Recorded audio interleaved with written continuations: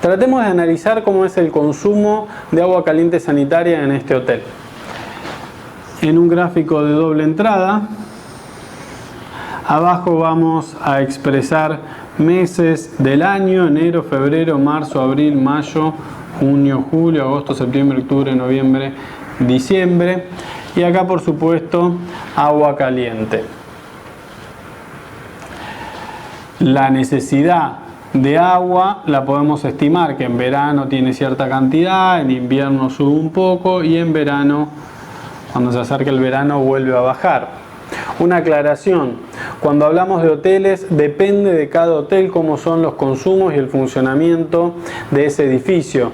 En algunos casos trabajan más en verano, en otros trabajan mucho más en invierno, dependiendo del lugar en donde estén y el movimiento turístico de cada uno de estos hoteles. Pero acá vamos a estimar una situación similar a lo que sería un edificio residencial.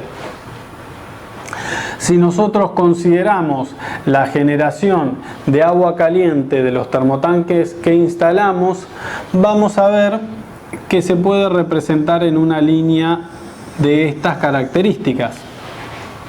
En el caso de una vivienda, nosotros decíamos que un termotanque solar podía resolver en promedio un 80% del agua caliente sanitaria.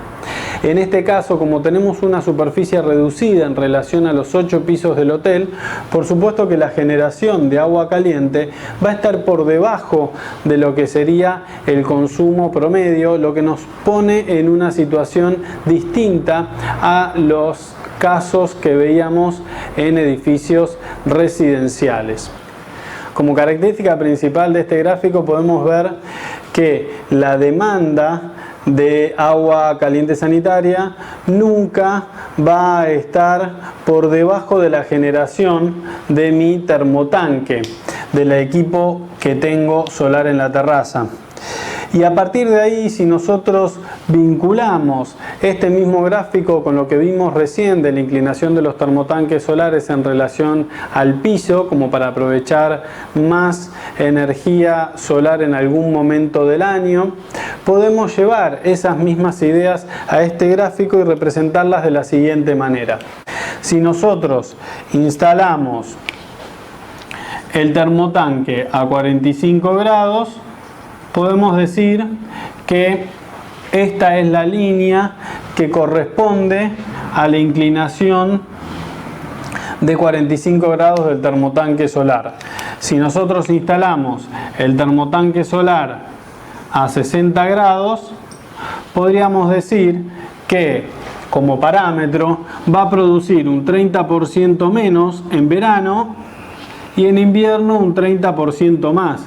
Entonces, esta va a ser la línea que represente cómo me va a rendir este termotanque solar en este caso en particular. Si nosotros instalamos a los termotanques solares a 30 grados con respecto del piso, podríamos decir en oposición al de 60 grados que va a producir un 30% más en verano y en invierno un 30% menos. Cada uno de estos gráficos tiene su representación en las líneas dentro de este esquema de doble entrada.